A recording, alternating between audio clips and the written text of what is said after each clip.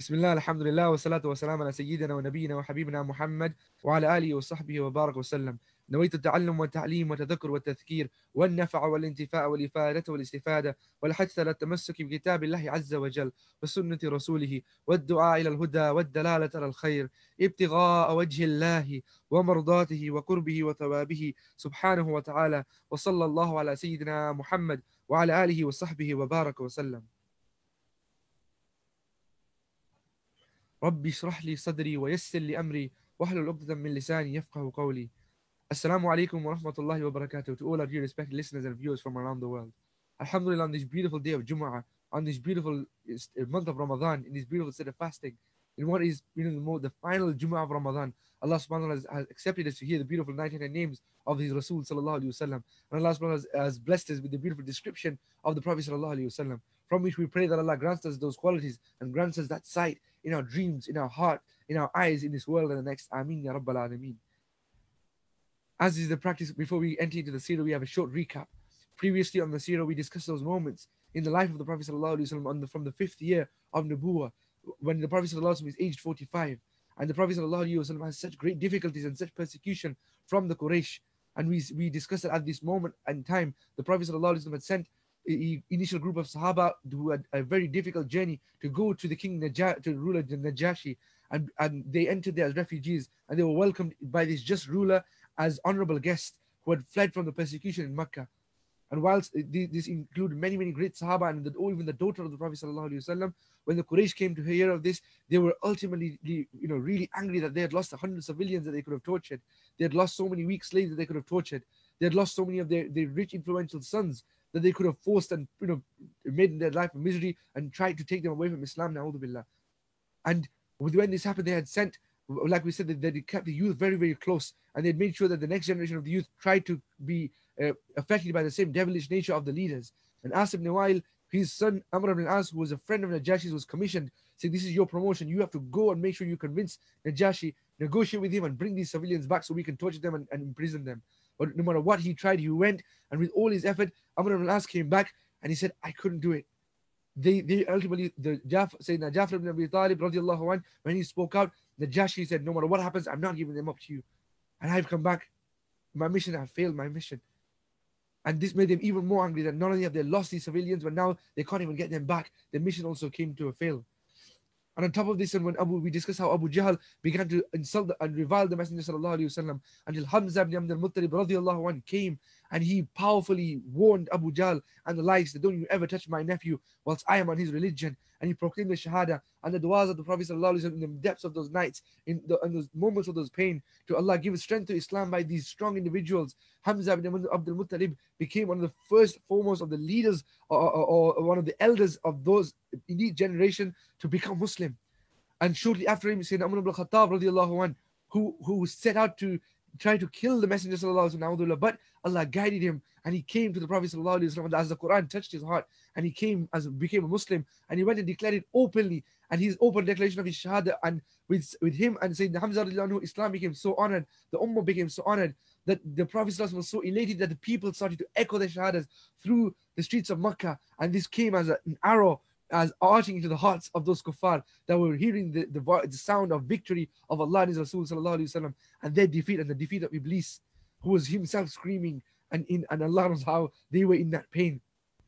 And within the anger and anguish of this state, they continue to increase and ramp up the amount of persecution and the amount of pain that they would inflict on the Muslims. And seeing this, eventually they had a secret plan where some of the Quraysh leaders had got together and made a document that was part of now becoming forged into the part of the official constitution of Makkah, hung up in the Kaaba. That document that had the official letterhead where Bismillah, that we saw in the name of Allah, and then all of the other idols and everything, false deities that they had.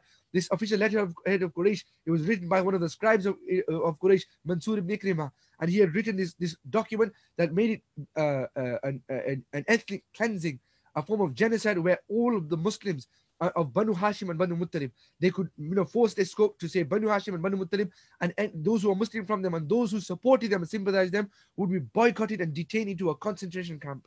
And all of a sudden, this was secretly gone and hung into the Kaaba without the knowledge of many of the other elites that should have been notified, without their confirmation, without their approval. It was secretly put in, and those troops came out. And these people, these Banu Hashim, these Muslims, and those who supported them from Banu Hashim and Banu Muttalib were taken. And we discussed that difficult moment of the Prophet ﷺ, where all of a sudden his people are now being boycotted into this one valley known as the Shaykh of Abu Talib. And that is the moment that we left up on, and we will continue from today. And as is the practice, we request everyone to recite salawat upon the Prophet ﷺ before entering into the seerah. Allahumma salli ala Muhammad wa ala ali Muhammad kama sallaita ala Ibrahim wa ala ali Ibrahim innaka Hamidun Majid. Allahumma barik ala Muhammad wa ala ali Muhammad kama barakta ala Ibrahim wa ala ali Ibrahim innaka Hamidun Majid.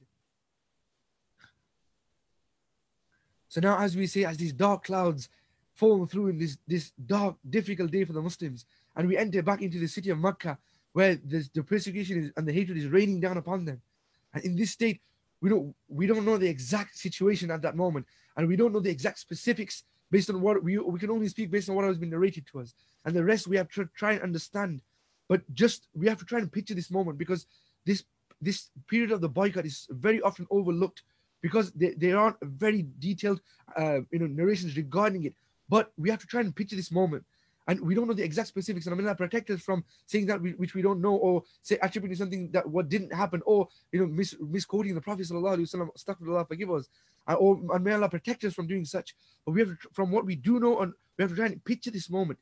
The Quraysh have just put this this difficult statement out throughout the streets of Makkah.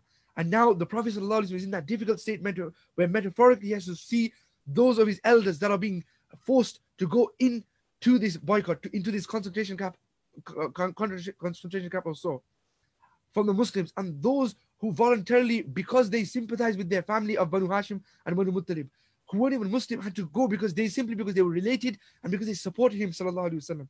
So either they followed him or they supported him.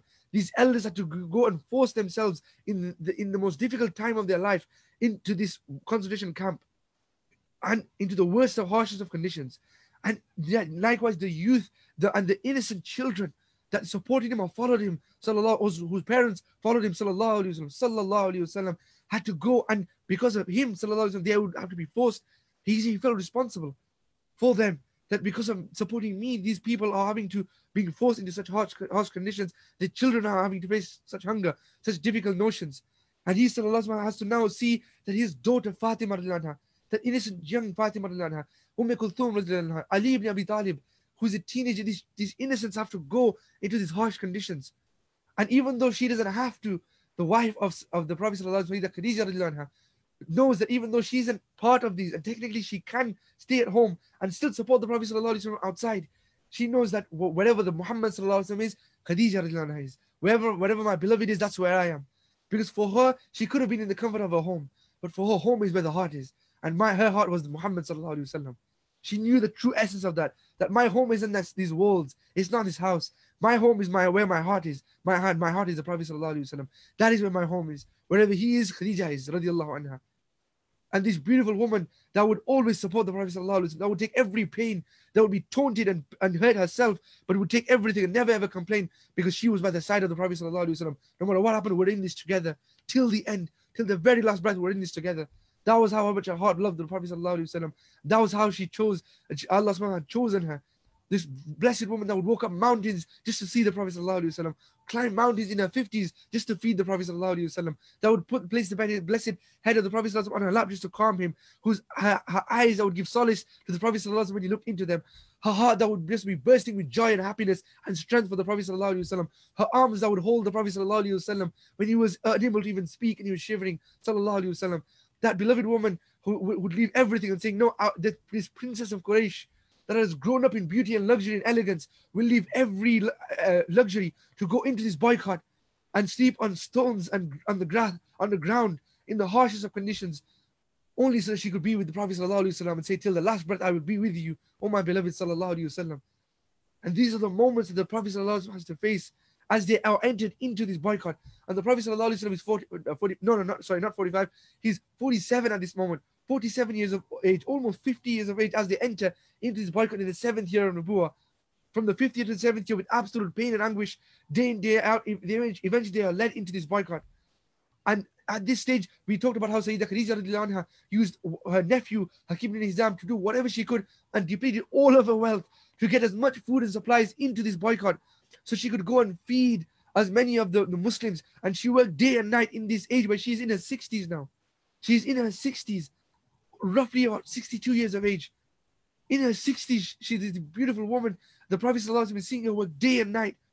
Those arms that would hold him, that heart that would console him, that beautiful face and those eyes that would give him consolation. Those eyes are becoming weak out of weakness. Those arms are becoming frail. That beautiful countenance of Sayyidah Khadija is becoming frail and sick and ill. And those beautiful feet that would walk up mountains for him are becoming, frail and in pain because of how much he's working hard to feed all these people with the Prophet ﷺ. Because she knew that the Prophet ﷺ wasn't worried about himself. He was worried about the cries of those children and the pangs of those elderly. And he ﷺ would continue this. And this would continue. And whilst days would go by, and the Sahaba who were outside, like Sayyidina Abu Bakr and Sayyidina Umar would try everything they could. And even those non-Muslims who were related to them, who were so much in pain seeing their family members, would try everything they could to go and support them in whatever way they can. Although the Quraysh had made such an embargo that no one could enter and no one could meet with these Muslims and with these Banu Hashim and Banu Muttalib. And then on the flip side, you have those who chose from the Banu Hashim and Banu Muttalib not to directly sympathize with the Muslims. And because they were Muslims themselves or they hadn't progressed their faith, they were allowed to stay outside. And then there were those who not only didn't progress their faith, not only were they not Muslim, but they showed in the face of the cries of these innocent children, in the face of the cries of their own family members. The likes of Abu Lahab would see his nephew and his own family members, his nephews like Ali ibn Abi Talib, and his own family members and his nieces crying, and his own family's children and his own brothers in pain. Hamza and Abbas and Abu Talib's elder brother, who's in his father's position in hunger, but he would tell traders that I will pay you whatever you will get for these people. I will pay you so you let them starve and you don't give them any food. And that is what the Prophet ﷺ wants to see from his own uncle, who loved him for 43 years. And now at age 47, he has to see him show so much hatred towards him after everything he's done. This is the difficulty that the Prophet ﷺ has to face in this shape of Abu Talib, this one valley in which they were left to die and rot. Think this is going to be a genocide. We're going to wipe you out by keeping you in this concentration camp until all of you die. And this wasn't just for 1 year, this was indefinitely. They entered into that camp being detained in prison, knowing that the only escape from here is death now. We leave here, this is how our last days are going to go. This is how Sayyidah Khadija knows, this is how we're going to pass away. This is Sayyidah Fatima knows, this is how we're going to pass away. And the Prophet has to bear this, that my uncle Abu Talib, my uncle Hamza, my uncle Abbas, the elders of my family, my supporters and my followers, the children, the innocent children, my Fatima, my Khadija, are they going to pass away like this in this camp, sleeping on stones, eating grass? Because when all of the food ran out upon days, because this isn't just 1 day, 2 days, this boycott lasts for over 1 day, 2 days, 3 years. It goes on. And this is often overlooked. 3 years, that's how many months? 12, 24, 36.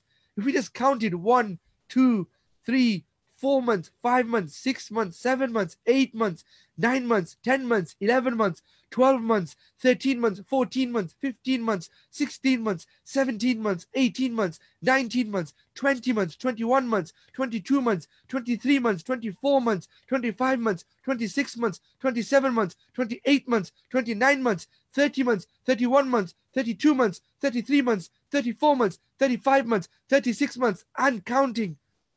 Going on and on and on. And 3 years go by like this. 3 years go by until we enter into the 10th year of Nubuwwah. 10th year of Nubuwwah. 5 years from the 5th year when all of these prosecutions initially started. 3 years have gone by. Over 1,000 days have gone by. 1,000 days with no food, no water. The screams and pangs of children that could be heard from Makkah. From the Makkans could hear. And the Quraysh would be happy at this, thinking, let them die, na'udhu billah.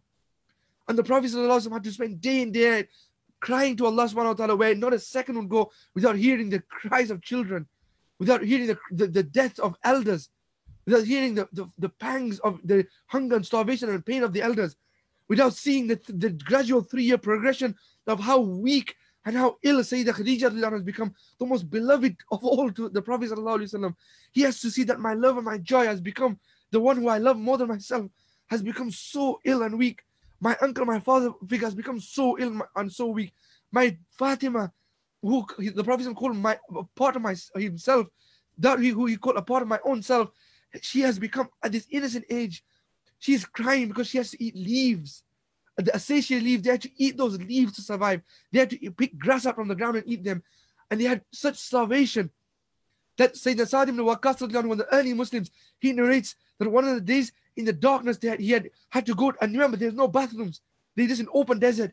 Women and children had to find places of darkness to go and urinate and answer the call of nature in the same places that they had to live and sleep upon. And Sayyidina Sa'd ibn Waqqas narrates that it became so difficult that one of the days in this darkness he's narrating that he's urinating. And whilst he's urinating, he feels the ground that he's urinating on isn't the normal rocky or terrain that he would be sleeping on. And when he looks down, he sees because there's such a scarcity, they are in such a lockdown.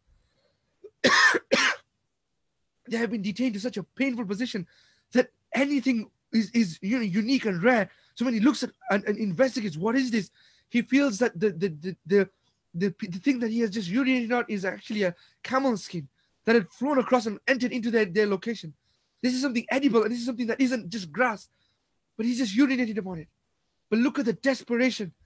Look at the desperation. He burns that.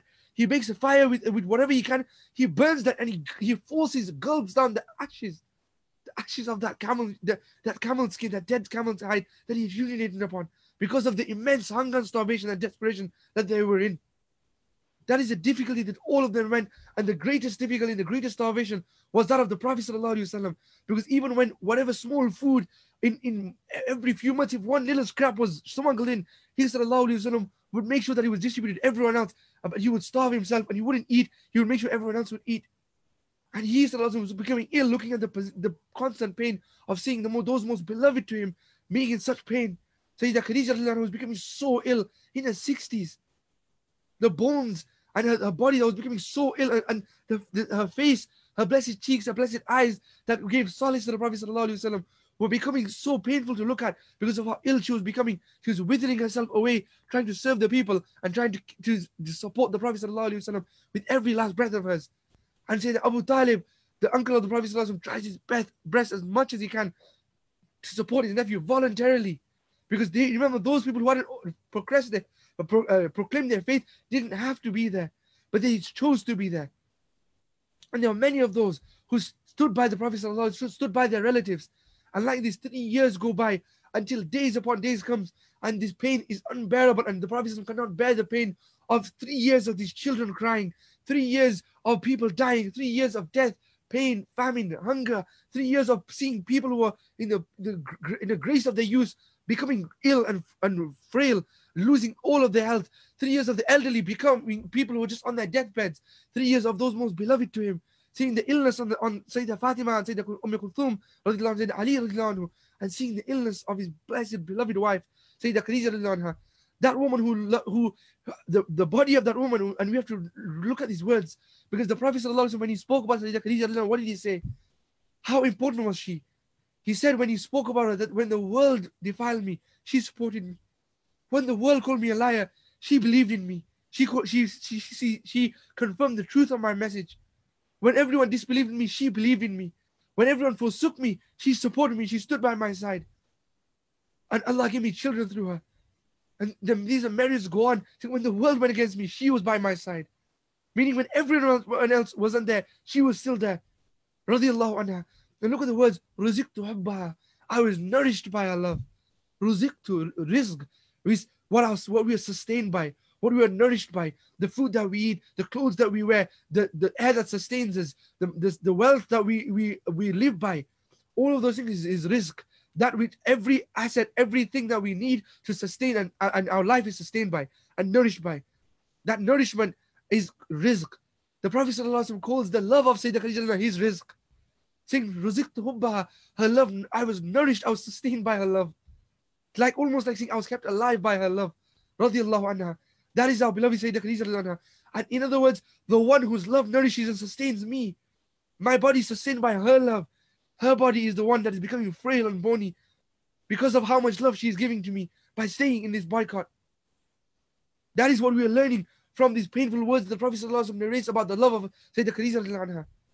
When all of this pain becomes so unbearable to the Prophet ﷺ after 3 years, look what the Prophet ﷺ does. He looks around him, seeing this turmoil, and he can't take any more. And he makes the ultimate sacrifice when he calls his uncle Abu Talib, and he says, in other words, Abu Talib was allowed. He was one of the only ones who was there voluntarily. He would be allowed to leave that boycott.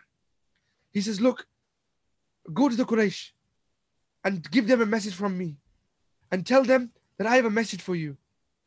If this message is true, this is one option, and if it isn't, here's another option. And he has this conversation with Abu Talib, the uncle of the Prophet ﷺ. And Abu Talib listens to this, and initially Abu Talib is taken aback, because seeing the desperation of the Prophet ﷺ, he knew that this was a very big statement that the Prophet ﷺ has just made that we're going to get to. And look at the planning of Allah, that at this moment of desperation of his Habib ﷺ, Allah makes the plans as such that for 3 years, the Darul Nadwa, where the Quraysh have been going to work, coming to these meetings day in, day out, feeling that they're one, feeling that, look at this. To them, the way that they used to hear the echoes of the kalima and painting them, they used to hear the pangs and cries of the bearers of that kalima, La ilaha illallah Muhammad Rasulullah, and they used to feel happy. Those devils, those devilish evil hearts, those criminals, those corrupt individuals would feel happiness hearing the echoes. They would use music to their ears, na'udhu billah.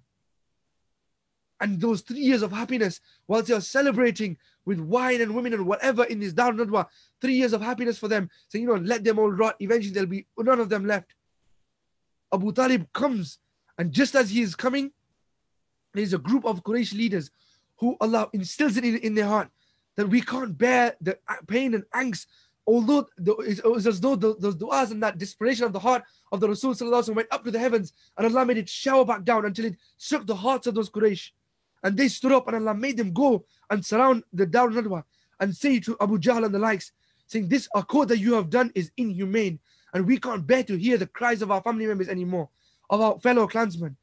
We weren't part of this. We never supported this. This happened without our approval. And they began to surround this so-called celebration and this so-called 3 years of happiness.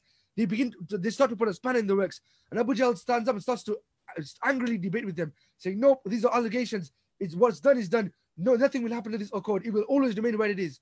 And these people are arguing, saying, no, this is against what we have done. And we're here to saying, we're not going to back down. We want this accord to be ended.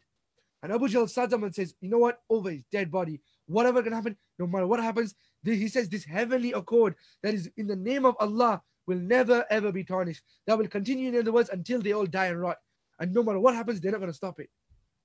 And whilst they are in this argumentation, enter Abu Talib. And Abu Talib says, when Abu Talib enters, when they see the state of Abu Talib, those Quraysh leaders' hearts sink, seeing how ill and how frail he's become, unable to support himself, and how difficult this journey has been. And when Abu Jahl and all of them see this state, they are shocked, thinking something big has happened, that Abu Talib has come.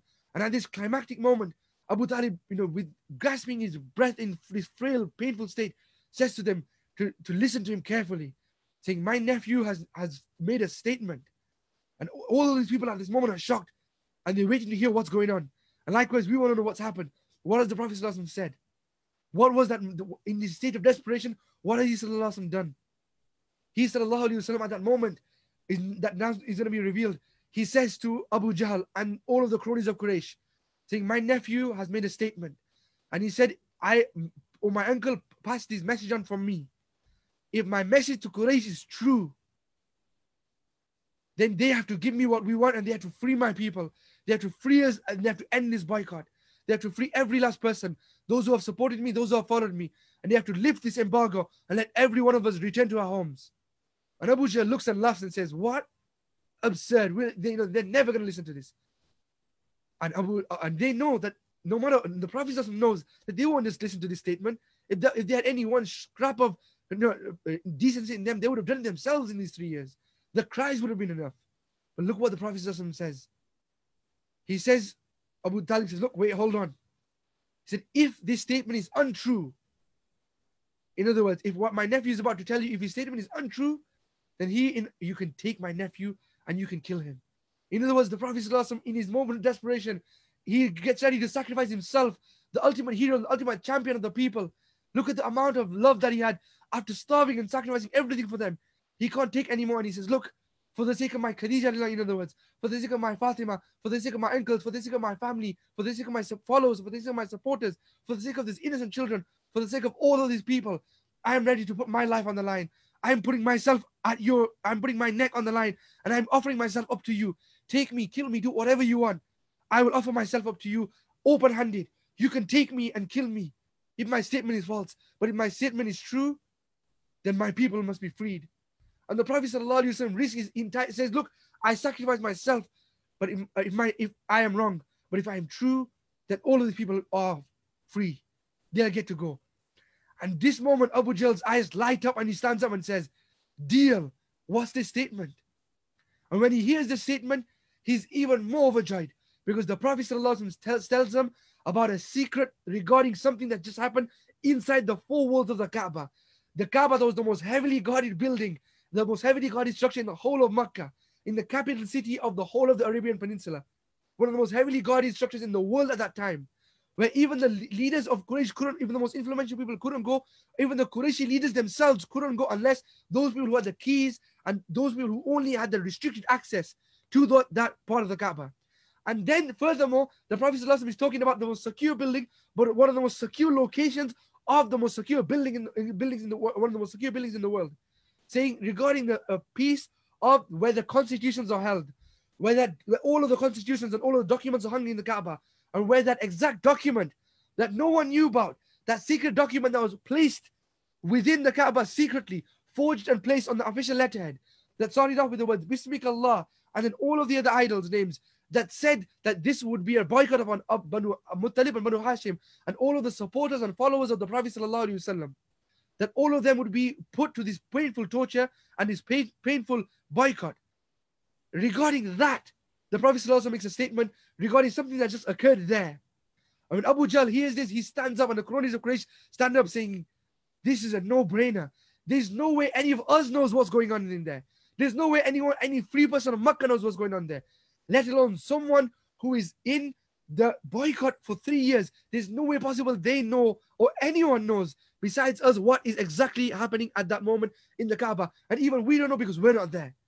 But if he wants to take such a big risk, and they saw this as an absolute suicide, literally Abu Talib himself would think this is suicide. But then he says in the words that shows why he even came this far. Because Abu Talib would never do anything to harm the Prophet ﷺ. He said, look, my nephew has never ever lied. And anything he said, look at the statement. Number one, he's never lied. Whatever he said is truth. But whatever he said has always come true also, and it's never become a lie. Meaning, even if he just says something, Allah makes it true. Whatever he says has always been true. So I am telling you, take this deal. Do you accept? And Abu Jahl and the Quraysh are like, do we accept? Of course. Now they'll be like, this is wicked. They thought this is it. You know what? We'll happily let go of everyone if you give us Muhammad sallallahu alaihi wasallam. And Abu Jahl was like my his arch opposition. Now astaghfirullah, not mine. His arch opposition. He's the one who he opposed the most, and the blood of the shaitaniyat, the blood of Iblis that flowed through him. For them, it was a joyous day that you're gonna offer us up. Abu Talib is saying to them, this offer means we free everyone else, but you're basically gonna offer us in chains, with open, tied arms, the one who we try to capture, we want to kill for free. Wicked, na'udhu billah. And he was wicked in the wicked sense, in the evil sense. So he stands up happy and overjoyed, thinking today is his day of ultimate victory. And he looks to all those Quraysh leaders that try to challenge him with that pomp and that evil face, with that wretched face, as they march into the Kaaba and they get ready to open the doors, and they turn around and they start monologuing. They start, openly declaring it as this audience forms around the Kaaba. Because Abu Jahl was surefire that there is nowhere on earth, scientifically, morally, ethically, logically, there is nowhere on earth he could, lose today. He said, look, bear witness that this is the day that he is victorious, and he will get to, chain Muhammad sallallahu alaihi wasallam in open arms and have his victory and kill the Prophet sallallahu alaihi wasallam. And he made the statement to try and mock the Prophet sallallahu alaihi wasallam, saying Muhammad says to us regarding the Kaaba that is inside, that he's making this out open known, laughing at it. Then what was the statement that the Prophet sallallahu alaihi wasallam made? The Prophet sallallahu alaihi wasallam said, if we rewind back to that flashback moment when we're in the ship of Abu Talib, the Prophet sallallahu alaihi wasallam in that moment of desperation turned and he said to Abu Talib that, oh Abu Talib, tell them that if you, inside of the Kaaba, in one of the most heavily guarded structures, in the most heavily guarded section of the most heavily guarded structures, that constitution that was put up, termites have come and have eaten up the entire document except for the words Bismik Allah, in the name of you, O Allah. All of the false idols and all of those sanctions, oppressive sanctions, have been destroyed and remain no more in the constitution of Quraysh, and Allah has caused termites to eat all of that up. So Abu Jahl now is making this known, saying this is what the claim of Muhammad sallallahu alaihi wasallam is, and we're about to go and prove that wrong. Na'udhu billah. He says this, not us. I don't even want to say it in the first person or in our person. He says this because we believe whatever Rasul said was true, whether we see it or not, or whether he saw it or not, because Allah will make his messenger's word come true. And at that triumphant moment, Abu Jahl opens the door. He enters into the Kaaba and he says, "Look, see," until his hands fall down, his eyes pop out, his mouth opens, and he gasps as he sees that moment that all of the constitutions are intact, until he reaches that moment where that one document of the constitution where they put those evil sanctions and all of those names of those false deities has been eaten up by termites, until the only word remains is Bismik Allah, in the name of you, O Allah. Until the name of Allah, everything else has been eaten up by termites, exactly as the Prophet ﷺ could have said, as had declared. Whilst the camera, we have to zoom out our scene out of here and go back into the moment of the Shaykh Abu Talib, but the Prophet ﷺ is in desperation crying out to his Lord, or however, wallahu alam, that scene must have been when the Prophet ﷺ is in this heartfelt pain, concerned regarding the outcome of what's about to happen, waiting, and all of the people in that boycott are waiting in suspense. And if we zoom back out and go back into the Kaaba, we see Abu Jahl and the cronies whose mouths are drooling as they're open, seeing that triumphant moment that whilst Muhammad ﷺ is in the boycott, his word has been proved true by his Lord, by the house of that Lord, by the true protector of that Lord, who knows what happens in the deepest, darkest, and most guarded of places. Even underground in the darkest of places, the most unseen places of places, Allah subhanahu wa ta'ala knows what happens. And he made the word of his messenger come true, that look, everything has been destroyed except the word of Allah. And not only that, what was that a proof, but a foreshadowing that one day my messenger sallallahu alaihi wasallam will purify this entire Kaaba of all of these idols and all of Makkah, until only the name of Allah will remain an echo through this Kaaba, through this Haram, through the Makkah, and through this world. Subhanahu wa ta'ala, sallallahu alaihi wasallam. And at this moment, Abu Jahl is gasping, turning to the Quraysh, and they are almost ready to pounce at each other, ready to gasp, screaming, "No!" Looking at each other, thinking, how this is impossible. And Abu Talib, he doesn't even wait a single second. He is less saying, you know what, go and simmer, go and be destroyed in your defeat, this ultimate defeat. Or whilst they simmer in their ultimate defeat and they cry out to the heavens, to their devils in their ultimate defeat, screaming, "No, no, no," pulling their hair out. Abu Talib turns around and he marches to that boy, to those Shaykh Abu Talib, and he gives the Messenger sallallahu alaihi wasallam good news, saying, "Oh my nephew, your word was true." And truly, that document was beaten up by all of that document was eaten up by termites, except for Bismik Allah, in your name, O Allah. And through that beautiful miracle of the Prophet sallallahu alaihi wasallam, for which he took such a big risk and sacrificed himself, Allah subhanahu wa ta'ala rewarded his messenger, and that embargo was lifted, and the Muslims got to go out triumphantly. The supporters and the followers of the Prophet sallallahu alaihi wasallam, even those who were Muslim from Banu Hashim and Banu Muttalib, got to go out. Those who were frail, who were unable to walk, got to be lifted up from their deathbeds and taken by those youth that had even lost their strength, and walk out of this embargo and walk back into their homes and rejoice with their families after 3 years. And all of them got to walk out and out and out and out until the Prophet sallallahu alaihi wasallam and his beautiful wife Sayyidah Khadija radhiyallahu anha, who's become so frail and weak after 3 years of pain, gets to feel that relief that we can go back home. Fatima radhiyallahu anha can go back home. Ali radhiyallahu anha can go back home. Kulthum radhiyallahu anha can go back home. The beloved children of the Prophet sallallahu alaihi wasallam. Imagine that moment, wallahu alam. And we hope that Allah can allow us to see that moment with the Prophet sallallahu alaihi wasallam in Jannah, when he could have given that good news, saying, "Oh my Fatima, oh my Kulthum, oh my Ali, oh my Khadija, we can go home now. It's over. All of this suffering is over. We can go home now."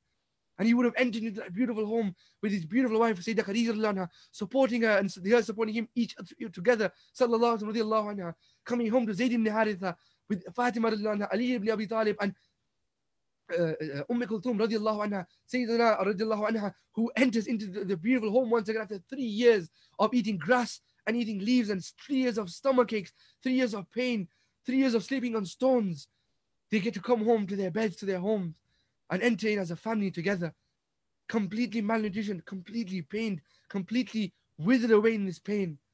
And he can finally see that his beloved Fatima can sleep on her bed. His beloved Kulthum can sleep on her bed. His beloved Ali radiallahu anhu can sleep in his bed. He can be rejoiced with his beloved Zayd ibn Haritha. He can be rejoiced with his beloved Umar ibn Khattab radiallahu anhu. His beloved Abu Bakr radiallahu anhu. And all of the Sahaba radiallahu anhu. After 3 years, he can rejoice with Bilal radiallahu anhu, Sayyidina Bilal radiallahu anhu, and his students in Darul Arqam. But the most beloved of all, imagine that moment, wallahu alam, how it must have been. But that moment when the Prophet ﷺ can see his beloved Khadija radiallahu anha lie back down, his princess, his queen, the princess of Quraysh, lie back down on her bed. After all those pains and all of the effects of these 3 years, she can lie in her 60s, now 65 years of age, and the Prophet ﷺ 50 years old. They can sleep together again, not on stones, not on harsh terrain, but on their own bed together. And he gets to see that moment, and that moment where they can feed Fatima radiallahu anha real food, Kulthum radiallahu anha real food, Ali radiallahu anhu, and the Prophet ﷺ could see Khadija radiallahu anha eat proper food. And that was more important to him than the fact that he can finally eat food after 3 years. But that moment when he can see that my beautiful beloved wife that has become so ill and frail, but no matter what happens, she remains as beautiful as the first day that he saw her. And when he married her, sallallahu alayhi wasallam, saying, and she's even more beautiful, saying that beautiful wife of mine can finally eat, can finally regain her strength, inshallah. And finally we can have relief. And it is at this moment that the Prophet sallallahu alayhi wasallam can finally feel relief. And even after all of these struggles, very few days go by, and look at the Prophet ﷺ. The mission must continue. No matter how malnutritioned we are, there's no time for recovery. There's no time for rest. The very next morning and the very next days, the Prophet ﷺ would stand up and he would continue spreading the mission of La ilaha illallah that would once again echo through the streets of Makkah, coming into as darts into the ears and hearts of those evil criminals that Allah destroyed once again. And they were simmering in their own defeat. And the Prophet ﷺ stood triumphant through the streets of Makkah, and Sahaba got to see their Rasul ﷺ go give that one, purify Makkah, and the Kaaba got to hear its beloved speak again in its close proximity. And the Prophet ﷺ went to the Kaaba, did perform tawaf, prayed 2 rakat nafil salah, and thanked Allah subhanahu wa ta'ala and prayed to Allah subhanahu wa ta'ala. Abu Talib, his uncle, with the support of so many people, struggled and eventually went to the Kaaba, clung onto the cloth of the Kaaba, and said to Allah that, oh Allah, you have helped us, you help us against those who have oppressed us. And he said beautiful words of poetry regarding the triumph of that constitution and then the remainder of Bismik Allah, until he returned into his home and went back into this ill state days after the boycott, where he was falling iller and iller, and the effects of the boycott caught up with him. And naturally, we know that when you're in one state, sometimes we keep pushing ourselves. But when that difficult state ends, that's when we can feel the true pain of everything. When someone's going on a jog or a run, or we're really doing exercise, or we're in a fight, at that moment we don't even really realize what's going on. But it's the aftermath that really hits you. And the aftermath of those 3 years of the boycott start to really come down upon Abu Talib. Until within only a few days, the Prophet ﷺ can barely have a few days of relief until he is come and he's told the shocking news that his uncle Abu Talib, who has supported him and been his father figure since the age of 8, is absolutely, completely ill and in an irrecoverable state. And it looks like he's fighting for life and he's breathing his last moments. And at this moment, to this shock, the Prophet ﷺ can't even have a day of rest and relief until he has to stand up and run to his uncle and see that moment where his beloved uncle, that father figure that has comforted him and has given him love and care and stood by his side and protected him from all of the Quraysh, no matter what happened, gave him his 2 sons to support him and gave all of this and every last drop of his, every blood, sweat and toil to give love and to fulfill the request and the instruction of his father Abdul Muttalib, to look after my son Muhammad sallallahu alaihi wasallam. Till his dying breath, he continued to look after the Prophet sallallahu alaihi wasallam. He's seeing that father figure. After not just seeing the grave of his own father when he was only 6 years old, he now has to see his father figure in his final moments. And that pain will naturally make you feel what it must have been when my actual father went through his final moments. And the Prophet ﷺ wants to see this pain after all of these pain that he's just been through, without not even a breath to catch. He has to see these final moments. At that moment, look at what the Prophet does. He comes, he comes so close, literally like as though he's lowering himself down on his knees. His uncle comes close to his uncle and says, "Oh, my uncle, say the kalima La ilaha illallah. Please declare La ilaha illallah so I can intercede on your behalf and I can work until I can save you, oh my uncle." And he pleads with his uncle, said, look, you know what's in your heart. Just say la ilaha illallah. Let's say the words. And whilst his uncle turns to his nephew in this ill state where he doesn't even have the strength to speak, he turns to his nephew and his eyes look into the eyes of Rasulullah sallallahu alaihi wasallam, who looks back into the eyes of this father figure that are filled with love for him. Those eyes that the Prophet must look into, and that same scene, the way he has to see his mother and his grandfather passed away, he has to see with his uncle and his father figure. With so much pain, the Prophet is pleading, saying, please, my uncle, please, time is running out, please say the kalima, in other words. As he is saying these beautiful words that we can't match or do knuckle of, the Quraysh, even at this moment, are interceding the Prophet like they would intercede his message and warning Abu Talib, saying, don't you dare turn your heels, don't you dare to become an apostate and use these scary words at this time of death where anyone is worried and confused and fighting for their life. At that moment where, in the books of faith tell us that there's so many restrictions, even financially, on what a person in that state can do, because they are not insane mind. At that moment, as the Prophet is pleading with his uncle, saying, please say la ilaha illallah, these people are saying, oh, son of Abdul Muttalib, will you be the one who's remembered as a deserter? Will you be? And remember, these are people who have lived their entire life not knowing the concept of Akhirah. He has been wanting, will you, the only thing that was for them was you died being remembered as something. So will you be remembered as a coward, as an apostate, and all of this? This is crowding and confusing Abu Talib. And in that state, while he's turning to his nephew, turning to them, turning to his nephew, turning to them, he breathed his last. And the Prophet wants to see that moment, which is so painful as a heartbreak on the heart of the Rasul sallallahu alaihi wasallam, that his uncle has to leave this world, and they wouldn't even give him 5 minutes of peace to give da'wah to his own uncle. And wallahu alam, the state of Abu Talib. That was such a painful moment for the Prophet sallallahu alaihi wasallam, that he has to come out of this house, he has to leave this house, and he sallallahu alaihi wasallam has so much.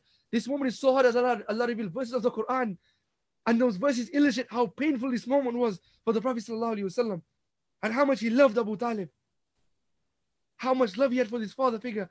Then he has nowhere to go but to run back to the solace of Sayyidah Khadija radiallahu anha, to come back to Sayyidah Khadija radiallahu anha, who even at that moment, no matter how ill she was, and she herself was so ill. This happens right before, in the month of Sha'ban, right before Ramadan. Just before Ramadan, Abu Talib passes away. And the Prophet ﷺ has to bear his final moments. He has to bear the pain of what the Quraysh have just done.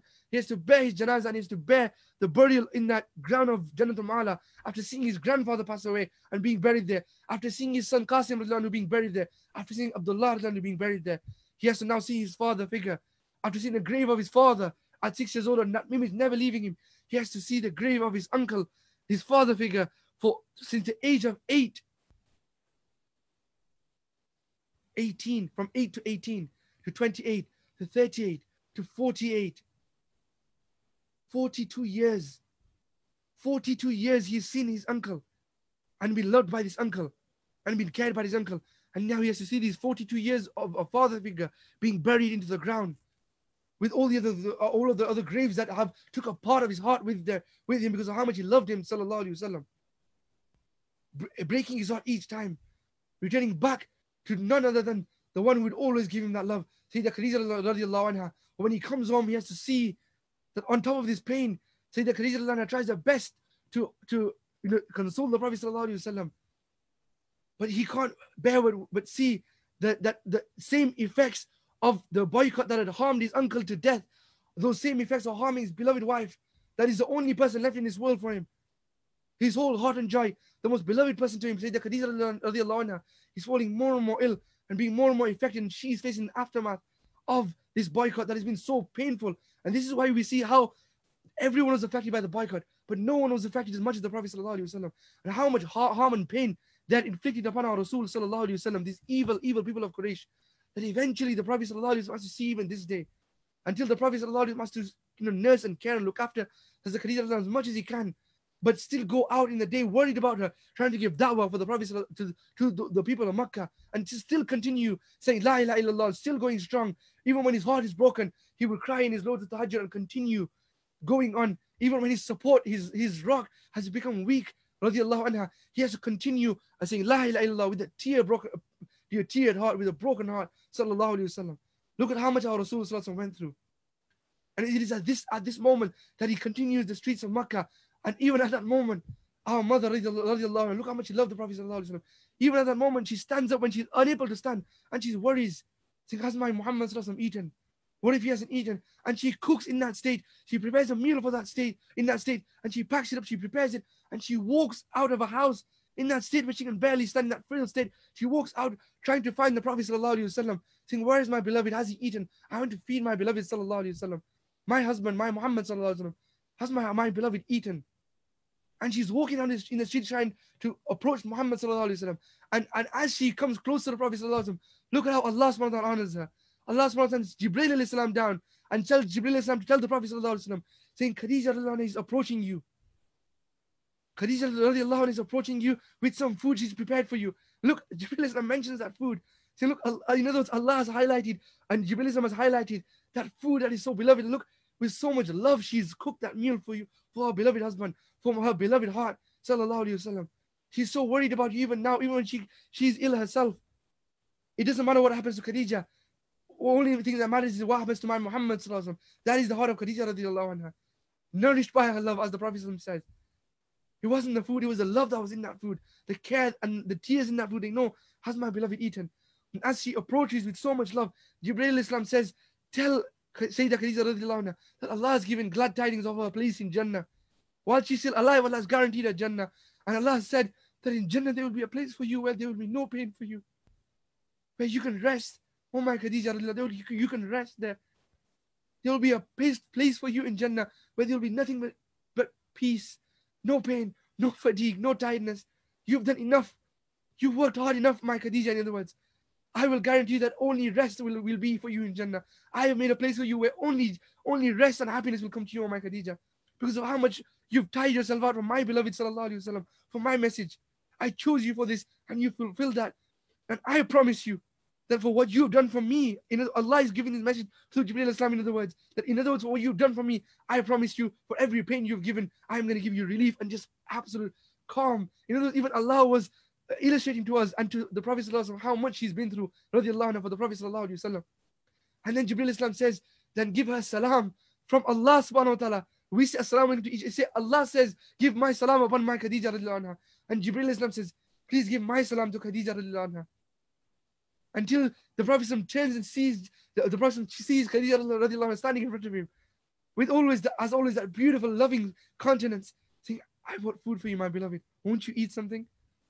And when the Prophet is faced, seeing how frail and how ill she's become, but even in that state, imagine how much she would have taken the heart of the Prophet away, that even in this state, you worry about me.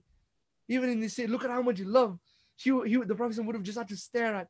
And wallahu alam, how that moment must have been, when the Prophet would have been just overwhelmed, looking at that vision of love and that vision of beauty, the most beautiful creature to him, sallallahu alaihi wasallam.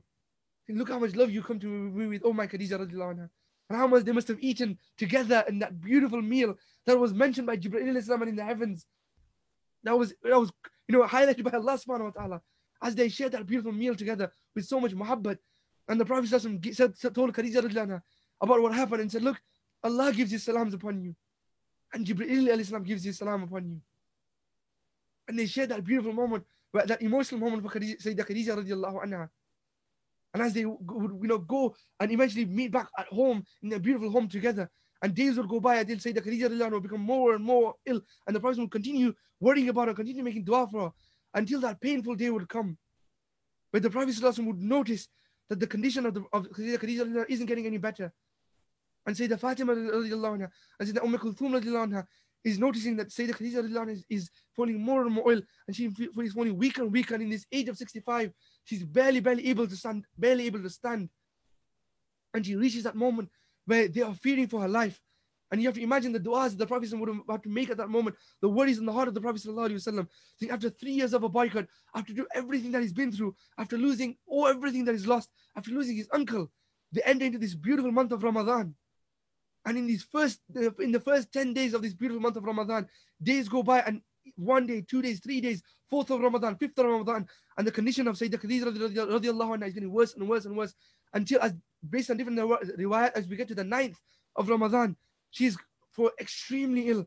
And the Prophet ﷺ is extremely worried about her, whether she's going to even survive this ordeal, looking at the direct effect of not only the boycott on his beloved, that she came voluntarily to support him, sallallahu alaihi wasallam, but all of the effects of how much she's withered herself away, because of her love, her undying love, where she wasn't just words, like we said, she proved at that sin till that day that she would take a bullet, she would take every pain to protect the Prophet sallallahu alaihi wasallam, to protect her love, and she would stand in the way of any calamity just to ease the Prophet sallallahu alaihi wasallam's life.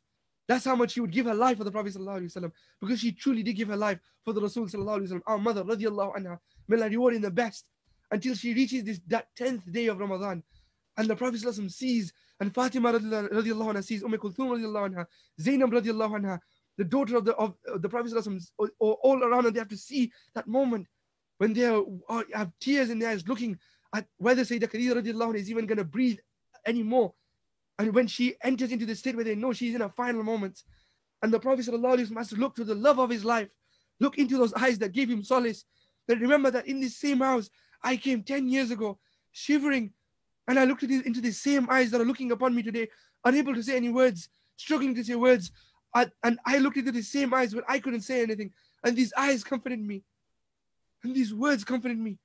Those beautiful lips that have given me so much love and are struggling to speak today. And the Prophet sallallahu alaihi wasallam has to look at that beautiful face of Sayyidah Khadija radiallahu anha that is in her final moments.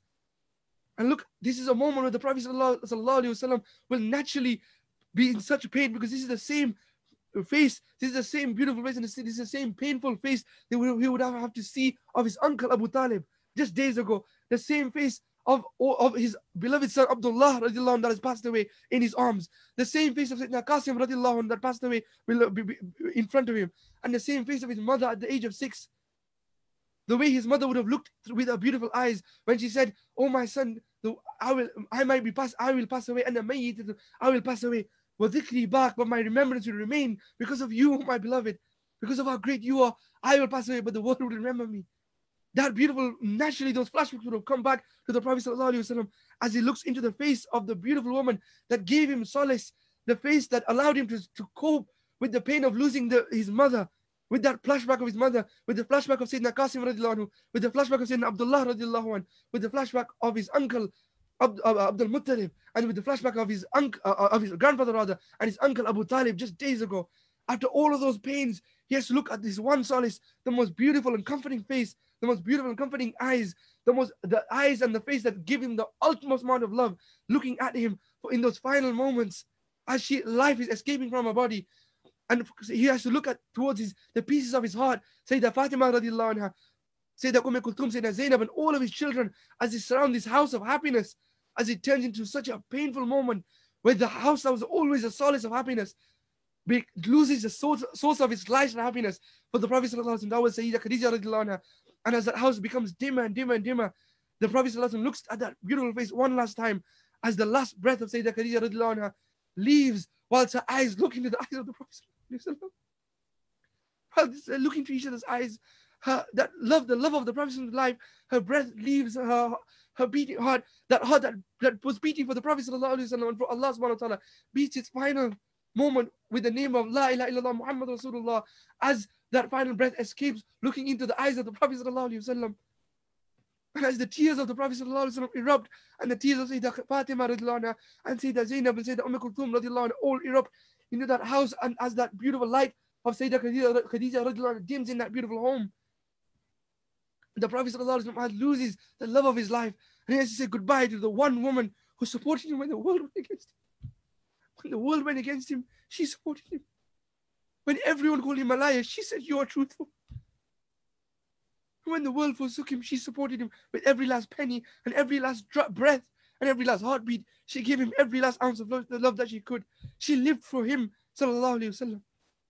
And now that painful moment comes shortly after, where the Prophet sallallahu alaihi wasallam must take Sayyidah Khadija radiallahu anha and go back to Jannatul Ma'ala, where he has to go back and see that grave, the grave that he witnessed of his grandfather, of his son Qasim, of his son Abdullah, and of his uncle Abu Talib. He has to see that same grave within days again.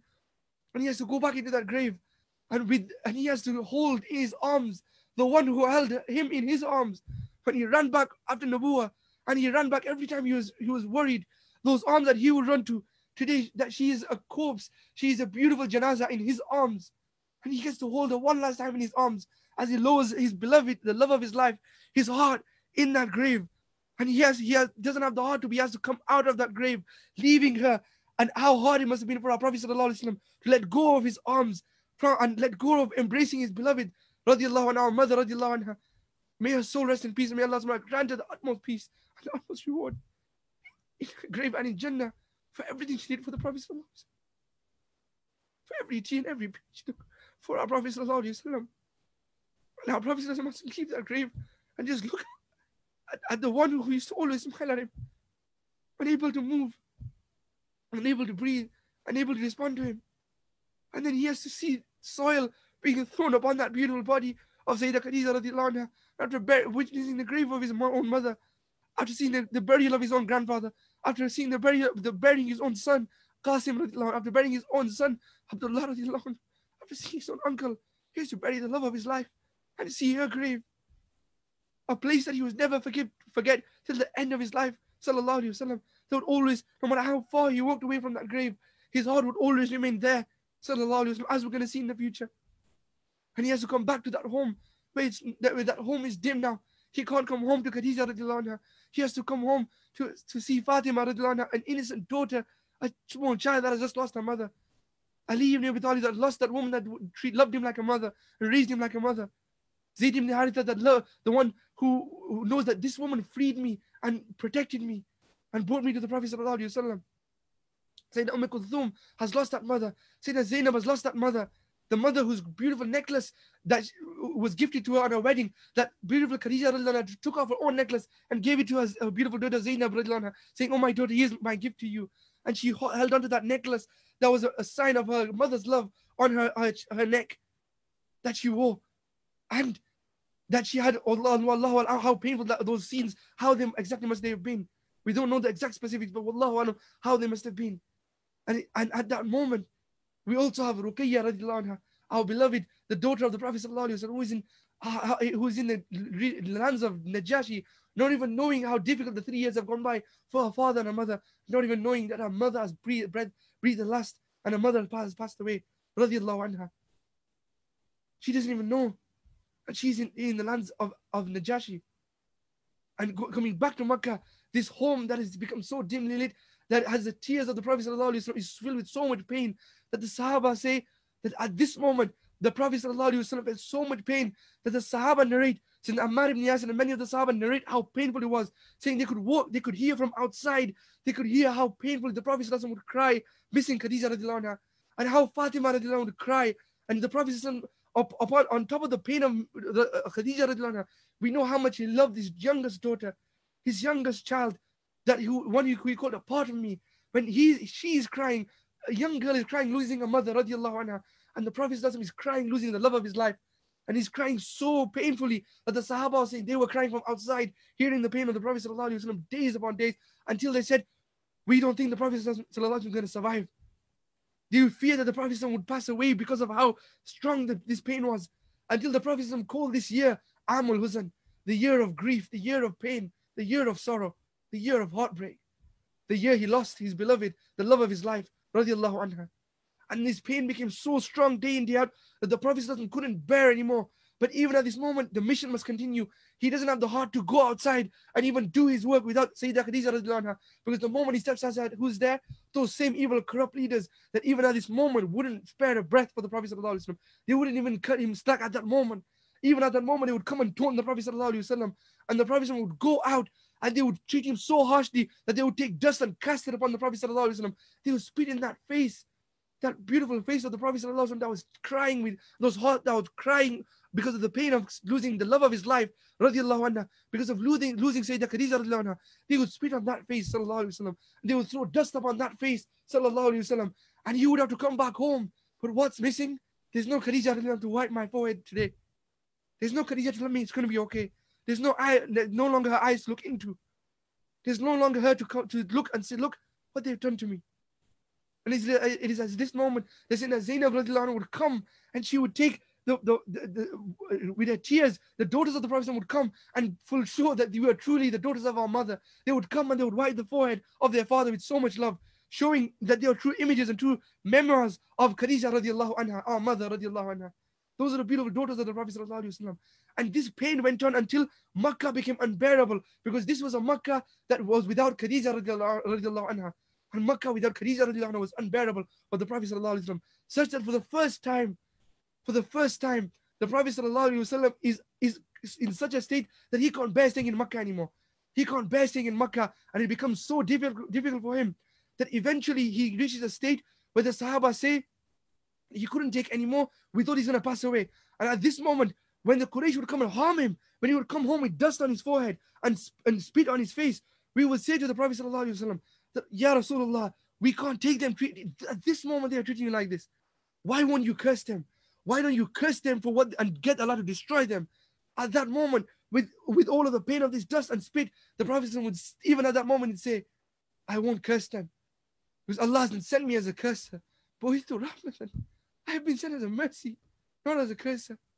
Even if I am broken down on my knees and they are spitting on me and putting sand after 10 years, I still won't curse them.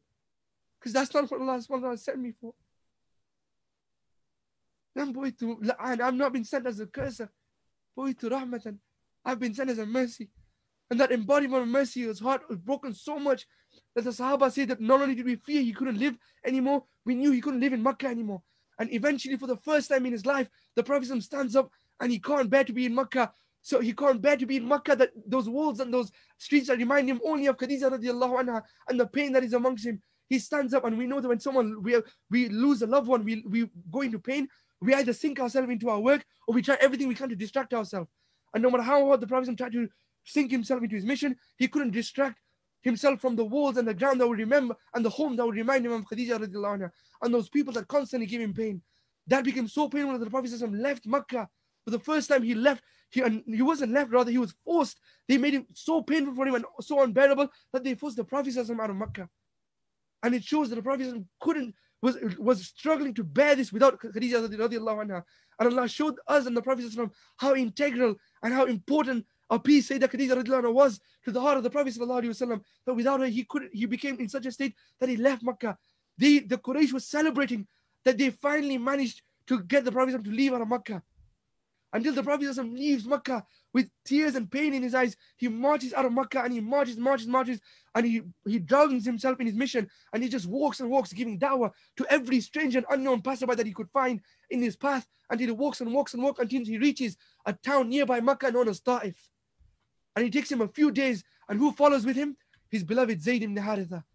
And the Prophet and Zayd ibn Haritha, they walk until they reach that land of Ta'if that was very close to Makkah al-Mukarramah. And he sees the Prophet just console himself by just distracting himself away from Makkah and away from Khadija radiallahu anha, until he goes through those streets saying, La ilaha illallah Muhammad Rasulullah, La ilaha illallah Muhammad Rasulullah, giving da'wah and da'wah, being ignored, but just giving da'wah and da'wah as much as he can, non-stop, overworking himself until he reaches Ta'if. And then he goes and he finds where are the chieftains of Ta'if, and he stands in front of them and he gives them da'wah, saying, look, I've come to a new town. Maybe this town will be a source of solace for me. From all of the pain of Makkah and from all of the pain of losing Sayyidah Khadija radiallahu anha, he walks up to them and he says, I have come with a message to you to leave all of this oppression and all of this, these dhulumat and all of this false shirk, saying, I have come with the message of La ilaha illallah Muhammad Rasulullah, in other words. And just as he's giving his message, these chieftains of Ta'if stand up, look towards each other, and namely 3 of them start mocking the Prophet to his face after everything he's just been through. And not only do they mock him, but they force him out, saying, get out of our faces, until they start, ushering and pushing the Prophet out of their presence. And the Prophet is forced out with so much hatred by these strangers after coming from a Makkah that has broken his heart, and from the heartbreak of losing Sayyidah Khadija that he couldn't bear with. He's been forced here, and this is how they're treating him. And the Prophet quickly withdraws himself, and as he comes out, what do? They don't just stop there. They come out and they start calling all the children. They call all the children around and they start spurting insults toward the Prophet ﷺ, showing so much hate to the innocent heart of the Prophet ﷺ that is suddenly, in a split second, he just came to give them dawah, and in a split second, they are showing so much hatred to him that he's surrounded by the chieftains, and he's surrounded by other elders and now children that are all pointing fingers to him and calling him all of these names. And he's wondering, what have I done to deserve this? And he's in such a broken state. He has no Khadija radiallahu anha. His heart is about to die because of the pain of losing her, as we've just been told by the Sahaba. He can't bear to be in Makkah. He came to Ta'if to find solace. And look how they're treating me. And even though he's innocent, he's not saying anything. He turns around and he's about to leave. And what do? They pick up stones and they start throwing stones at the Prophet ﷺ until 1, 2, 3, 4 stones are hitting the Prophet ﷺ on his blessed face, on his blessed neck, on his blessed shoulders, on his blessed body, on his blessed feet. Until the Prophet ﷺ said, Zayd ibn Haritha have to start running. And when they run, what do these evil people do? They instruct the children and say, go, chase after them. And they chase after them. And they begin to chase after the Prophet ﷺ. They make them chase after the Prophet ﷺ, throwing stones, pelting the Prophet ﷺ. Not for 1 minute, not for 2 minutes, not for 3 minutes, until the Prophet ﷺ is bleeding head to toe, his blessed face bleeding, his blessed feet bleeding, and he runs and runs and runs until he runs for 1 mile. For 1 mile, if we walk 1 mile, do we know how long it takes? Imagine being pelted with stones whilst running in that state of pain, with more and more bullets of stone hitting, until after 1 mile comes, eventually the Prophet ﷺ goes on to the 2nd mile, and the Prophet ﷺ is so covered with so much blood, in such a painful state, that the poet said that Jab wadi taif mein rangeen hue na'lain arshon pe farishton ke dil pe bhi lagi hogi, that when the beautiful na'lain of the Prophet ﷺ, the sandals became covered in blood in the valleys of Taif, even the angels in the heavens screeched out because of pain in their hearts, seeing that scene of the Prophet ﷺ. And at that moment, the Prophet ﷺ is in such a state of pain. His body has lost so much blood that the Prophet ﷺ falls to the ground. He falls to his ground, to his knees. And at this moment, whilst he falls to his knees, he's on the ground. And what do? These heartless people, they yank his arms. They yank the arms of the Prophet ﷺ and pull him back up and start pelting him again, until he knows that he can't run anymore, but he has to force himself to run. While Zayd ibn Haritha, the beloved of Allah, what is he doing? He's covering him, the Prophet ﷺ, trying to get the stones to hit himself, to protect the Prophet ﷺ. And he's just a young boy. And the Prophet ﷺ runs like this a 2nd mile, and he falls again down to the ground. And these evil people yank the arms of the Prophet ﷺ, the body that is covered in blood, and yank him up again and push him again, sallallahu alaihi wasallam, and point most pebbles at him. And look at this moment, whilst the Prophet ﷺ is in his 3rd mile now, 3 miles. If we have to walk or run 3 miles, just imagine the physical exertion of 3 miles running. But then the 3 miles, whilst you're being pelted by stones and you've lost bites of blood, your body is covered in blood and dust and stones. The stones have lodged into your body. You have scars and blood all over you. Sallallahu alaihi wasallam. And on top of that, when your heart is about to die, losing Khadija radiallahu anha, the love of your life, losing your uncle, losing your children after 3 years of a boycott where you're already not in the best of conditions. And this state, in this month, just after Ramadan, the Prophet sallallahu alaihi wasallam is pelted with stones for 3 miles by these people of Taif. Not just 1 or 2 minutes or 5 minutes, 10 minutes, 3 miles, almost an hour or more, Allahu alam. The Prophet sallallahu alaihi wasallam is pelted until they eventually feel, you know what, 3 miles has been so long, we're getting tired now. Until they've gone to such an outskirts of their city that they can't be bothered anymore, and the stones start to subside, and the people stop until the Prophet ﷺ reaches to a small mount, to a small rocky hill tract near the outskirts of Mecca, and the Prophet ﷺ just falls to the ground. He falls to the ground, head to toe, covered in blood, absolutely covered in blood, completely dejected, completely broken, in what he called the most difficult day of his life. In his own narration to Hazrat Aisha radiallahu anha, the most difficult day of my life was the day of Ta'if. And at that moment, when his heart is bleeding for Sayyidah Khadija radiallahu anha, and at that moment, in the words that he said, the most difficult day of his life was Ta'if, the way these people of Ta'if treated me. He's bleeding on the ground. He calls out to Allah in that powerful dua when he says, Allahumma ilayka ashku du'fa quwwati. Oh Allah, I complain to you of my weakness. Oh Allah, I complain of you of my weakness, my inability, my incapacity. In other words, I'm not even blaming them. He's not even said a word about them. He says, Oh Allah, Allahumma ilayka ashku du'fa quwwati. Look at these beautiful words that come out of the heart of the Prophet sallallahu alaihi wasallam. Oh Allah, I complain of you of my weakness, my incapability, my deficiency, as though he had any deficiency, sallallahu alaihi wasallam. He's taking the responsibility of blame on himself, even at this moment. Saying, Oh Allah, in other words, it's like I failed. That's what it's like. He's saying, Oh Allah, I complain of you of my weakness. Allahumma ilayka ashku du'fa quwwati wa qillata hilati wa hawani ila nas. And I complain to you of my insignificance to the people. Look how insignificant I am to these people. Look how much they disrespect me. أنت رب المستضعفين يا أرحم الراحمين يا أرحم الراحمين يا أرحم الراحمين. All those of most merciful of those who show mercy. أنت رب المستضعفين. You are the Lord of those who have completely become weakened, who have become completely overwhelmed, who have become completely overcome. And you have to picture this moment as the Prophet is saying it, completely head to toe covered in blood, emotionally broken, physically broken, absolutely dejected by these people of Ta'if. The way he's been treated by these people of Ta'if. He's saying, Allahumma ilayka ashku dhu'fa quwwati wa qillata hilati wa hawani al-nas ya arhamar rahimin ya arhamar rahimin ya arhamar rahimin anta rabbul mustada'afin ila man takilni ila aduwwin ba'idin yatajahhamani. O Lord of those who have been overcome, to whom have you left me to? To those who are my enemies? Or to a distant enemy that wishes to harm me? Ila man takilni. He knows I've got no one left in this world. Who have you entrusted me to? Who have you left me to? Have you abandoned me to these people? Ila man takilni ila aduwwin ba'idin yatajahhamani. Towards an enemy that forsakes me? O ila sadiqin kareebin malaktahu amri. Oh, all these close friends, close compatriots to whom you have given power and control over my life. You have given them control over me, or some form of dominion over me. But no matter how painful this is, no matter how hard this is, look at what the Prophet ﷺ quickly says. إِن لَمْ تَكُنْ غَضْبَانًا عَلَيَّ. But oh Allah, if you are not angry with me, no matter how painful this feels, no matter how hard this feels, no matter how bad of a trial and how oppressive and how dark this time may seem, no matter how bad my life may seem, in other words, إِن لَمْ تَكُنْ غَضْبَانًا عَلَيَّ. If you are not angry with me, فَلَا أُبَالِي. I am not worried one bit.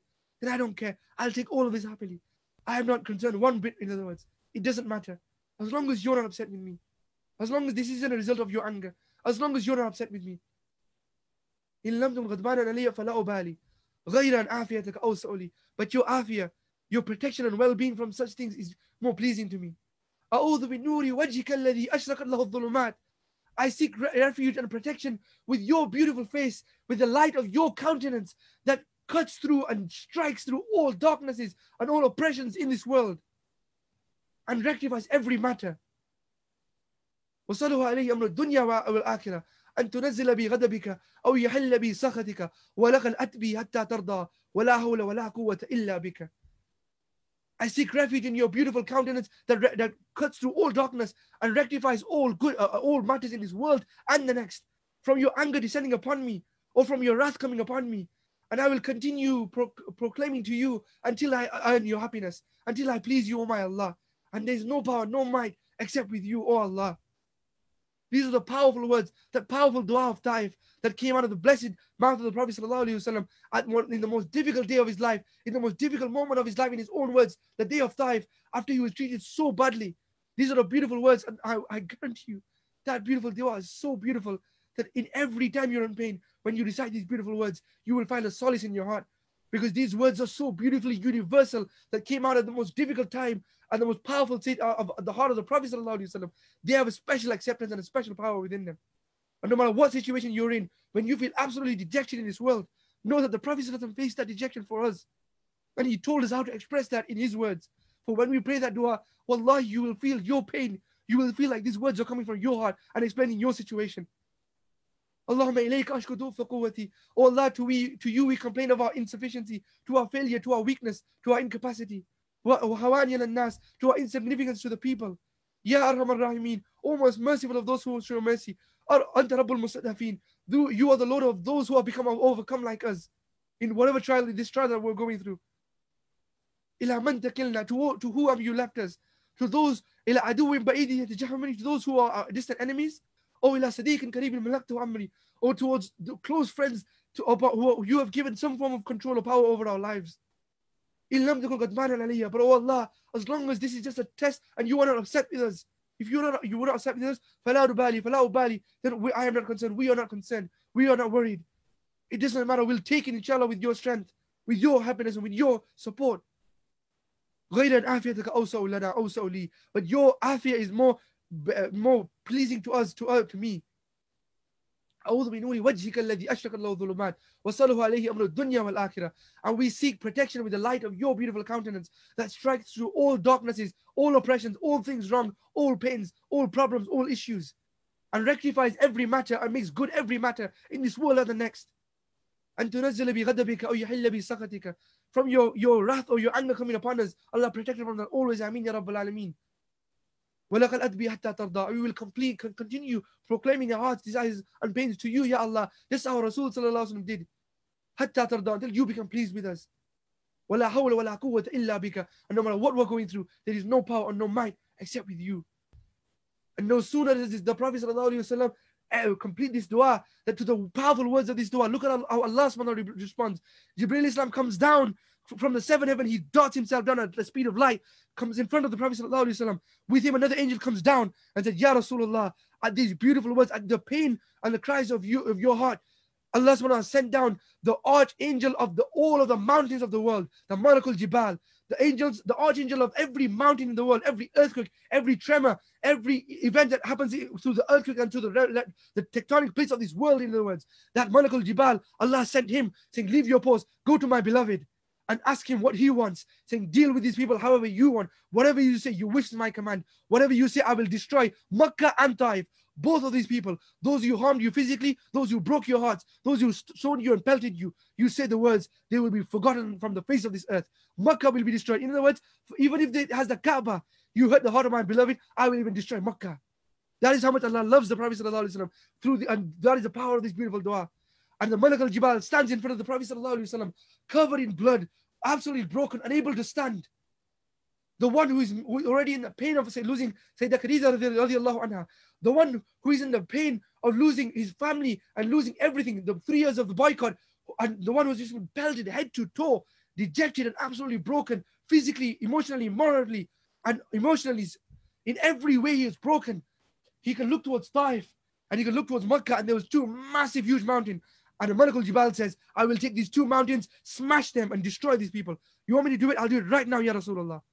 And he looks to those people who have just pelted him in stones, who made him covered in blood for 3 miles, who took him to his knees, lifted him up to his arms, yanked him his blessed arms up again, pelted him again, who got children to disrespect him without even knowing who he was, and made him in this state where he's on the ground, whilst he misses Sayyidah Khadija radiallahu anha, whilst his heart is about to die out of her pain, losing her pain, sallallahu alayhi wasallam, and whilst his body is absolutely broken, he looks to these people and he has to say one word to destroy them. And what does he say? I have forgiven them. No, don't do anything to them. I have forgiven them, and I hope that maybe their children will pray. Maybe those children that they broke and made go against me, maybe some of their offspring will believe in me. Maybe they will say La ilaha illallah Muhammad Rasulullah. In other words, maybe I can save them from the hellfire. Maybe I can still save Makkah from the hellfire. I might be unable to stand, but no matter what they've done to me, I have forgiven them. Leave them. Even if, in other words, even if this is the most difficult day of my life, and even those people who put me through the most difficult day of my life, after the pain of losing my beloved, in other words, even then I will forgive them. And I hope and pray and make dua for them that maybe Allah will guide them. Maybe I can even save them from Jahannam. Maybe I can even save them from torment. Maybe I can save those who have tormented me from being tormented. Sallallahu alayhi wasallam. That is the heart of our Prophet sallallahu alayhi wasallam. وَمَا أَرْسَلْنَاكَ إِلَّا رَحْمَةً لِلْعَالَمِينَ. We have not sent you except as a mercy to all of existence, to all the worlds. Sallallahu alayhi wasallam. That is our rahmatul alameen, our Prophet sallallahu alayhi wasallam. And no sooner do the angels realize that sallallahu alayhi wasallam, look how much he loves his ummah. Even those who torment him, look how much he loves him. That instead of cursing them, he makes dua for them. And he finds hope in those who torment him. And he tries to save even those. What hero, what superhero, what champion can say that he tried to save thousands or hundreds of those that put him through his most difficult day, that swore never to believe in him? That is the heart of the Prophet sallallahu alaihi wasallam. And with that heart, as the angels disperse, the Prophet sallallahu alaihi wasallam looks there in this state, completely covered in blood, with Sayyidina Zayd ibn Haritha, with the pain of Sayyidah Khadija radiallahu anha, with his body bleeding and aching with the pain of what he's just been through. And as he looks at this moment, all of a sudden, someone comes towards him. And this person has never met the Prophet sallallahu alaihi wasallam. Neither has the Prophet sallallahu alaihi wasallam met him. And he comes with a tray of fresh, cold grapes. and he says to him, to Sallallahu Alaihi Wasallam, that my name is Addas. I am a slave and I work at that vineyard just across. And my masters saw what has just happened to you. And they say they know you. They say they are related to you. And they felt so upset, and they felt so much mercy and but sympathy at your state, seeing at how badly they have tortured you, and how badly you are bleeding, and how badly you have fallen on this rocky terrain, unable to even stand, that Allah even put mercy in their heart, saying, look, you know what, leave all your work, take these fresh grapes and go and give it to that man, Sallallahu Alaihi Wasallam. And when we look up to that vineyard, you know who it is? Utbah ibn Rabi'ah. You know the 7 leaders of Quraysh? Abu Talib, Abu Jahl, Abu Talib passed away, Abu Talib, Abu Jahl, Walid ibn Mughira, As ibn Wa'il, Utbah ibn Rabi'ah. That number 5, the father of Abu Hudayfa, who was being tortured so much, he had to flee to Najashi.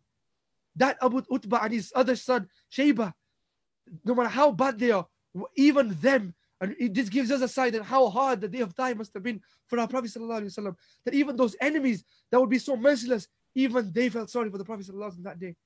Even they were about to cry when they saw the state of the Prophet Sallallahu Alaihi Wasallam, of our Rasul that day. And yet, the Prophet Sallallahu Alaihi Wasallam forgave them and made dua for them. He didn't even want one little bit of harm to come to them. As the Prophet Sallallahu Alaihi Wasallam regains his strength and stands up and takes these beautiful grapes that Allah subhanahu wa ta'ala sent towards him, and as he takes his grape, look at even in that moment of starvation, hunger and pain, when his body needs all of the strength, look at what he says. He says, Bismillah, in the name of Allah. And how many of us, our fast comes and we break our fast, we even forget Bismillah. And the sunnah isn't even to pray the dua first. You take the name of Bismillah, you break your fast, and then you pray the dua. Allahumma laqsamtu wa ala rizqika aftartu. Fatakabbal minna, etc. Those duas you pray, all these prophetic duas, you pray after you've broken your fast. First you say Bismillah. You remember the name of Allah. The Prophet even in this state says Bismillah. And look at the beauty and the da'wah of that word. Who was there to watch? Look at the ikhlas of that word. That Addas that had walked away suddenly halts. He stops in his track. His heart starts to tremble and he turns around. And he comes up to the Prophet ﷺ, and he says, what did you just say? What was that name that you just said? And he says, the Prophet said, I said Bismillah, in the name of Allah. And Zayd ibn Haritha is watching this scene, and he says to the Prophet ﷺ that my name is Addas. I come from a place called Ninwa, or Nineveh in English, Ninwa. And I believe in my Prophet, and I have not heard anyone over here in my precincts ever say this name or say it the way you do. They say Bismillah, and they say all these other names. You said just Bismillah, but you said Bismillah the way that the believers say it, the way that those followers of the Prophet said it. He said, and he starts to introduce him to the Prophet Sallallahu Alaihi Wasallam. His heart becomes attached to the Prophet Sallallahu Alaihi Wasallam. And he says, and all of a sudden, if you zoom back out in the distance, Utbah is watching this scene, and quickly their hearts churn again. He goes, look, go, what's happening? Why are they talking so much? Go call him back. And whilst this person starts to dot and will go towards Addas, talking to the Prophet Sallallahu Alaihi Wasallam, Addas introduces himself. He says, look, my name is Addas, and I'm from Ninwa. To that, the Prophet responds, oh, Ninwa. My brother Yunus ibn Matta was from Ninwa. In other words, my brother, the Prophet Yunus, the Prophet Jonah of Nineveh. This from the famous story of Jonah of the whale, Yunus alayhi salam and the whale. He says, the Prophet said, my brother, the Prophets of Anbiya are brothers. My brother Yunus is from Ninwa. And when he hears this, Addas is like, no one, how do you know this name? Yunus, no one over here knows this name. And when you've been dejected and religiously tortured and persecuted for so long, to find someone who matches with you, he's elated. And he says, wait a minute, who are you? And the Prophet ﷺ proclaims, I am Muhammad sallallahu alaihi wasallam. And as soon as he hears that name, Addas has tears in his eyes and he begins to tremble. And we have to pause at this moment. Shayba is coming towards, and the messengers of Utbah and Shayba are coming towards Addas to take him away and stop this talk. Addas is seeing them come, but Addas suddenly pauses and his heart begins to tremble. And pause for a second. What pain was the Prophet ﷺ was in? The Prophet ﷺ, he left Makkah in such a pain. He's been just pelted by the people of Ta'if. He's been broken physically, emotionally, everything. But why? What was the bearing force that left him, that made him leave Makkah?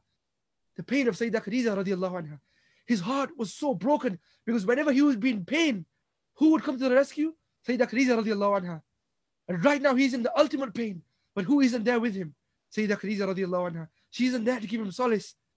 The Makkah that he left was because of the heart that yearned for Khadija radiallahu anha. Look at what happens. Adas has tears in his eyes and he says, I know who you are. Ashhadu an la ilaha illallah wa ashhadu annaka Muhammadur Rasulullah. And how do I know who you are? How does Adas, remember that name, Adas, how does Adas know who you are? Because a woman came walking to me in the middle of the night 10 years ago, worried, saying, my beloved husband is worried, he's shivering, and I can't see him in this state. I want to see him happy.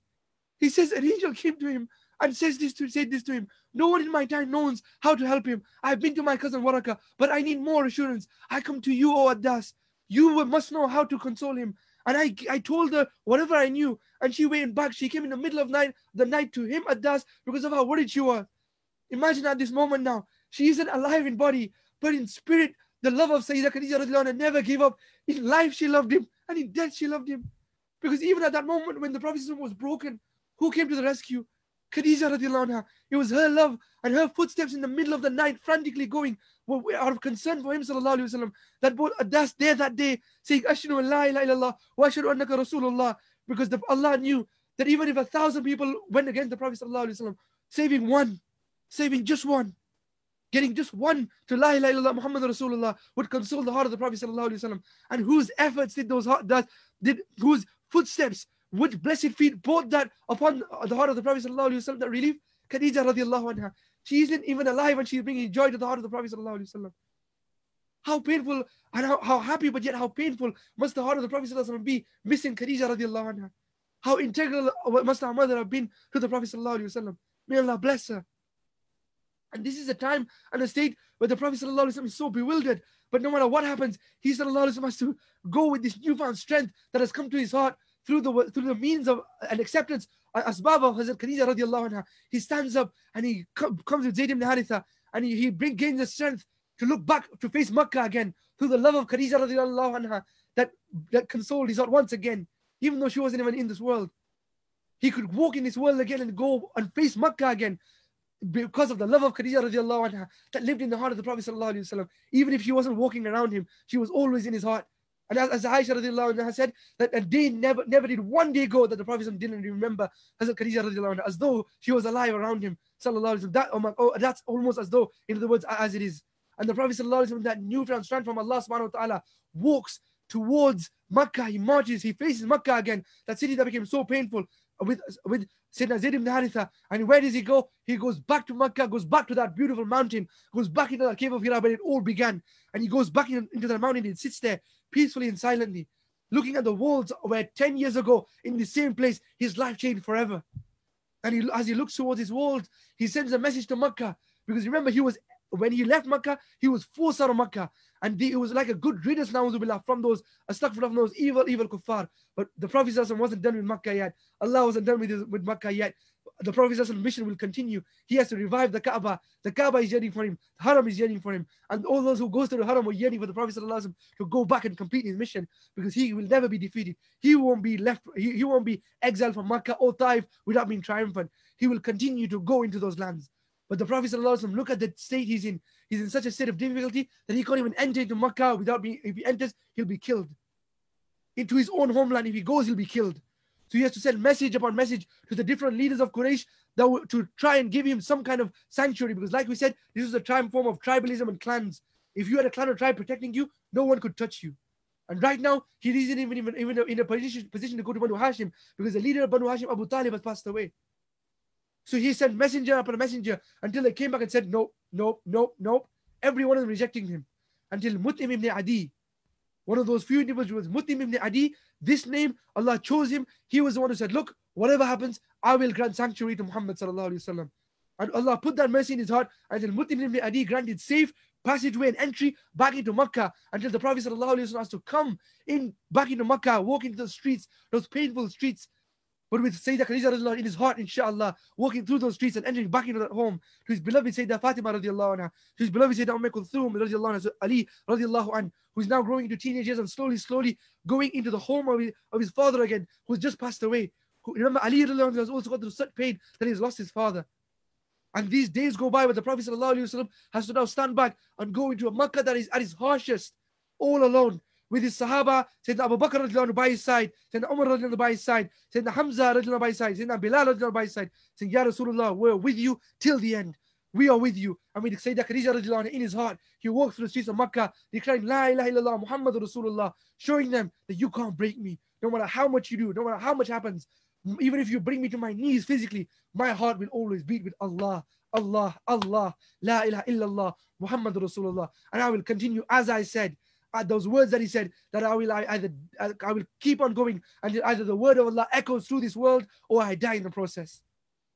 And he continues going through these streets through the day, going through all of the persecutions, all of their spits, all of their dust, all of this, and they would just strangle. The Prophet would walking one day in this state, and they strangled the Prophet sallallahu alaihi wasallam. They would continue harming him. He would go and work hard to give da'wah through the day and face all of their pains in the day, and come home and in that beautiful night he would go to sleep alone without his Khadija radiallahu anha next to him to give him comfort, and cry to Allah subhanahu wa ta'ala, pray to Allah, and then go to bed all alone, night after night after night, until one beautiful night comes, where the Prophet sallallahu alaihi wasallam is sleeping, as it comes in the riwayat, in the house of Hani, roughly around continuing. Months go by from the 10th year in pain upon pain, until the Prophet sallallahu alaihi wasallam is in the house of Hani radiallahu anha, and he goes to sleep after crying out to his Lord. He goes to sleep in that same state, those same nights and months where he would have to go to sleep broken-hearted, crying all alone to Allah subhanahu wa ta'ala, absolutely lonely, without anyone to console him, without Khadija radiallahu anha there to even be next to him and give him warmth and comfort. He would go to sleep all alone in his beautiful and posh manner. And as he went to sleep, as his eyes closed, suddenly the Prophet sallallahu alaihi wasallam hears a sudden shock that opens his eyes, takes him up from his sleep. And according to most riwayat and most opinions, according to the 27th of Rajab, in the 11th year of prophethood, this night that the Prophet goes to sleep, he suddenly is woken up by this strong sound. He looks around him and looks up until he sees that the house is shaking, trembling, and the roof begins to tremble and shake until the roof opens, and he sees this beautiful spectacle as where he went to sleep alone and broken-hearted. His eyes open up, and this roof begins to open up, and he sees the night sky through him. And imagine that, witness that spectacle. He's just gone to sleep all alone, and suddenly he's been woken up by this sudden change. He looks up, and the house trembles, and the roof trembles, and the roof opens up all the way. And as the roof opens up, who peeks through? Sayyidina Jibreel alayhi salam and Sayyidina Mikael alayhi salam. And they looked through the eyes of the Prophet sallallahu alaihi wasallam that were filled with tears and pain, and that just suddenly woken up from this shocking sight. As the Prophet sallallahu alaihi wasallam looks on top, and at this moment of rescue, where the doors, the roof of the house of Hani opens up, and Sayyidina Jibreel alayhi salam and Sayyidina Mikael alayhi salam peek through and look through to the face of the Prophet sallallahu alaihi wasallam with their beautiful smiles.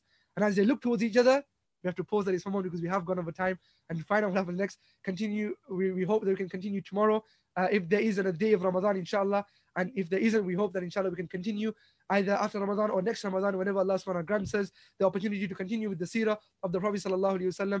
Jazakallah khair wa akhiru da'wana alhamdulillahi rabbil alameen wa assalamu alaikum wa rahmatullahi wa barakatuh. And before I end, I would like to request everyone to recite some portion of the Quran or some Durood Sharif or some nafil ibadah, and send it to the soul of our beloved Rasul sallallahu alaihi wasallam, and to the soul of Sayyidah Khadija radiallahu anha, our beloved mother radiallahu anha, the most beautiful, the most love of the life of the Prophet sallallahu alaihi wasallam. Wa akhiru da'wana alhamdulillahi rabbil alameen. Jazakallah khair. Assalamu alaikum wa rahmatullahi wa barakatuh.